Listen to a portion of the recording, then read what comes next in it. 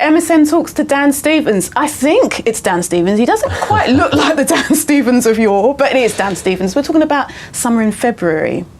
First of all, I can't believe how long it's taken you to bring it to film.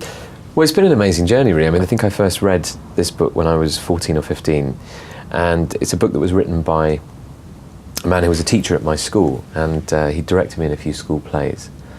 And I remember the buzz around the book when I arrived at school, and a lot of people felt very passionately about it and were really heartbroken by this story, which is a true story, and it's an amazing one, really. And so the character of Florence, the central girl in our story, really haunted me for many, many years. And then a few years later, I'd left university and starting out as an actor, and Jonathan Smith, who wrote the book, wrote the screenplay, came to me and said, look, a friend of mine is equally passionate about the book.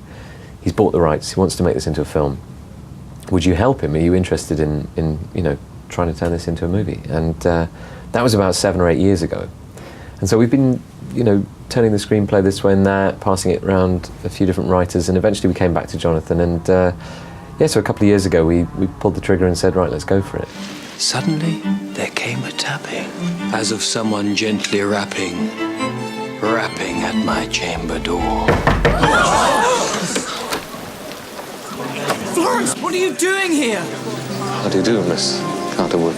Gilbert Evans did look a little bit like Matthew Crawley in places. Well, yeah, we did. We had to shoot it in the gap between Series 2 and Series 3 of Downton. So, I couldn't suddenly shave my head for Gilbert. Not that I would have done, but So, they were filmed around the same sort of time.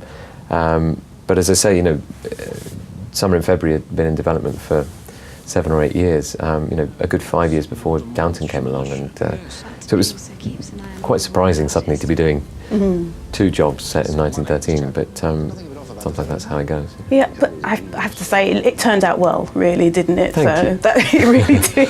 But for you, I mean, when we talk about Downton, were you conscious of maybe I need to move away from, period drama, from playing English, upper English class men? But I've never turned down anything based purely on when it's set. I think I try and look at the strength of the script and the character and the people involved and things like that. So if tomorrow the most incredible script I'd ever read came along and it was set in 1913, of course I'd do it.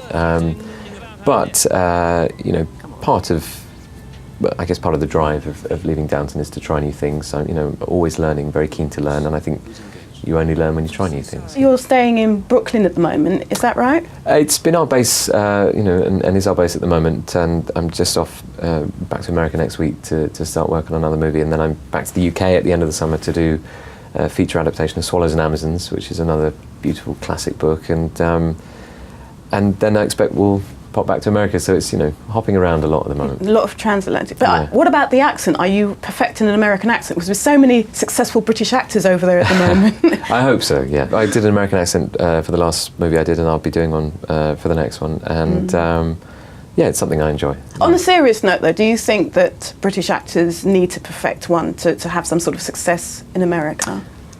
I don't know if that's true specifically. I think if you want to play American roles, then yes, but I think the same is true for American actors over here if they want to play English roles. What's the secret of the diet? Oh, just I just changed what I was eating, just eating a bit less crap, really, and doing a bit more exercise than I previously did. But is this it now? Not going to go any skinnier? Oh, I hope not any skinnier, no. But I don't know. We'll see. Which different roles require different sizes, hair colours, costumes, all the rest. So. And what are you hoping that audiences take from Summer in February? I think one of the things I'm most proud of the film, from the reaction that we've had so far, is that it's a film that seems to move people and that makes people actually feel something. And I think that's all too rare in cinema these days. And so, yeah, if we can, get people to go and see it and feel something, then I feel like I've done my job. Oh, thank you so much for talking to MSN. Thank you very much. Thank you. Stay where you are. Don't move. Do not talk to me about what you have seen, and above all, do not talk to me about art and life.